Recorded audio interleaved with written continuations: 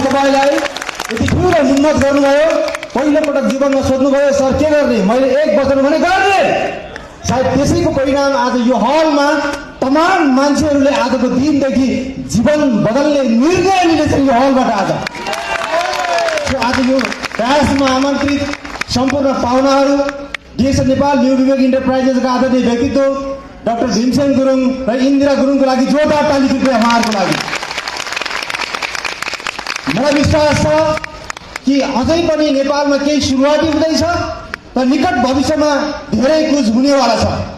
तर यो भन्दै गर्दा सायद मैले यो देशमा केही पनि हुँदैन, देश बाहिर जानुपर्छ भनेर सेकेन्ड होमको लागि सबै प्रोसेस गरेँ, विदेशको लागि प्रोसेस गरेँ, बच्चाको पासपोर्ट बनाएँ, मेरो बनाएँ, परिवारको बनाएँ। त्यति बेला अचानक एकजना मान्छेसँग भेट भयो, कहाँ जा रहा है? मैले भने मलेसिया। किन? नेपालमा भविष्य छैन, नेपालमा गर्न सकिँदैन, यो गरिब देश हो, यहाँ समस्या छ, यहाँ धेरै गाह्रो छ। उहाँले भन्नुभयो त्यो फेरि तपाईँ जाँदै हुनुहुन्छ विदेशमा, त्यहाँ कोसँग व्यापार गर्दै हुनुहुन्छ? मैले भने बढी नेपाली। अनि त्यो देशमा नेपाली कति छ? 8 लाख, 10 लाख, 12 लाख। तर यो देशमा कति छ? करोड। त्यो तपाईँ करोडमा रमाउने कि लाखमा? उहाँले भन्नुभयो, म त कन्फ्युज भएँ। मैले भने सर डेफिनेटली करोड। त्यो करोडमै रमाउने हो भने नेपालमा बस्नुहोस् भन्नुभयो। कृपया कन्टिन्यू विजय कुमारको लागि जोरदार ताली एकपटक। नेपालको भविष्य बदल्दैछ। सो मलाई विश्वास छ जो क्राउन एम्बेसडर जोसँग हामी रात दिन अहोरात्र सहकार्य गरिरहेका छौँ, सीमा म्याम र राजीव सरको लागि कृपया जोरदार ताली। Warm welcome to Nepal Rajeev sir and Seema ma'am. So सहयात्रा कुनै समयमा एउटै मात्रै फोटो चलिरहन्थ्यो, एउटा एम्बेसडर र अर्को एम्बेसडर पाइयो। सावित्री म्यामको लागि पनि जोरदार ताली। र आदरणीय व्यक्तित्व पूर्ण सर र सम्पूर्ण 3 जना क्राउन डायमन्ड, निर सर, निलमाया म्याम र हाम्रो एउटै पहिलो क्राउन एम्बेसडरको एउटै पहिलो क्राउन डायमन्ड पार्वती कुमारी रेग्मीको लागि पनि कृपया जोरदार ताली। साइडमा पिपिटीमा जाउँ या नजाउँ मलाई थाहा छैन, किनभने 5 बजे बन्द गर्नुपर्छ। समय 40 मिनटबाट 15 मिनट धरेको छ, सम्बोधन गर्दा 5 मिनट सकिसक्यो। अब म्याडम भन्नुहुन्छ तपाईँले आज मलाई बोल्न दिनु भएन भने आज घरमा झगडा पर्छ भन्नुभएको छ। उहाँलाई बोल्नु पनि फ्याक्ट दिनै पर्यो। सो यस कारणले गर्दा मैले सोचिराखेको छु अब यो पिपिटी चलाउँ या यतिकै बनाउँ। सो मलाई चाहिँ राम्रो यही होला कि यतिकै बनाउँ, किनभने पिपिटीमा कन्टेन्टमा गयो भने समय छैन। 5 बजे हामीले जसरी बन्द गर्नुपर्छ।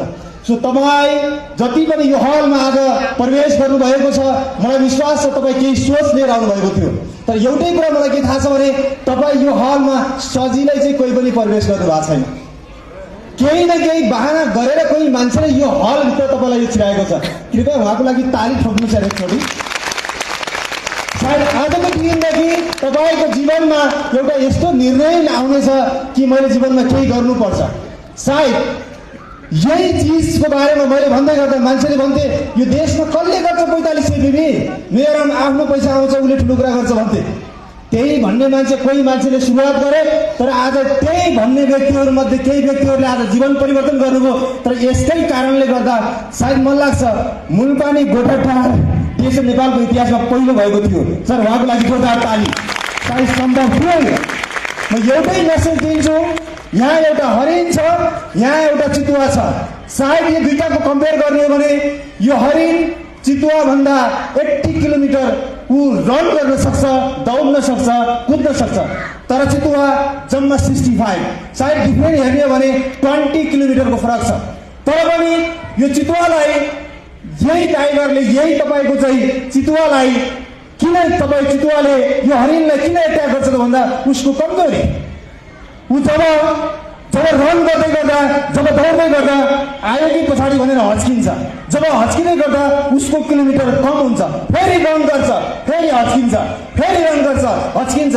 तपाईँ र मेरो जीवनमा पनि कतै अवरोध आइहाल्यो कि, कतै समस्या भइहाल्यो कि, गाह्रो भइहाल्यो कि भनेर जब काम गर्दै गर्दा, अगाडि हिँड्दै गर्दा, अगाडि बढ्दै गर्दा पछाडि नफर्किनुहोस्, किनभने झम्पिने मान्छेहरू तयार छन् मार्केटमा।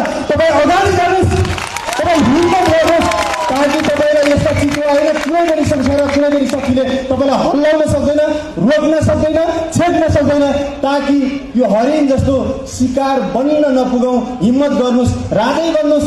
सडकमा देख्नु भएको छ तपाईँले बाख्रा, भेडा, गाई, भैँसी आउँदा गाडी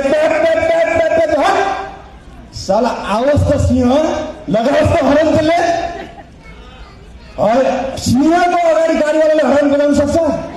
अरे भाइ चल, जल्दी जा, निकलना है। यही हुन्छ जिन्दगीमा। कोही पनि चिजले सिंह बनेर मार्केटमा उत्रिनुहोस्, सिंह बनेर उत्रिनुहोस्, ताकि तपाईँलाई कसैले पनि हल्लाउन सक्दैन। सायद डिएक्सन एउटा असली कम्पनी हो र तपाईँको अगाडि जो व्यक्ति छ, रियल स्टोरी भन्दैछ, यो कुनै फिल्मको कथा होइन।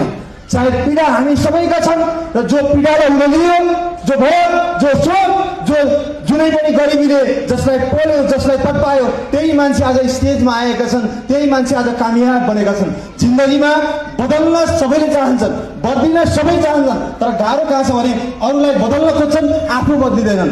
जस कारणले गर्दा ती मान्छेहरूको जिन्दगी त्यही ठाउँमा छ। तर म के चाहन्छु भने आज यो राष्ट्रिय नाचघरमा सहभागी भएका सम्पूर्ण पार्टिसिपेन्ट, तपाईँहरू जीवन बदल्नको लागि हलमा आउनुभएको हो। एक दिन यो हलमा भएका सारा उपभोक्ताहरू तपाईँहरूलाई क्राउन एम्बेसडरको रूपमा हामीले देख्न पाउनेछौँ। संसारलाई नेपालले वीर गोर्खालीको देश भनेर चिनायो, संसारलाई नेपालले विभिन्न इतिहासकालमा विभिन्न तरिकाले चिनायो, गौतम बुद्धको देश भनेर चिनायो। अब देश नेपाललाई क्राउन एम्बेसडरको देश भनेर चिनाउनु छ।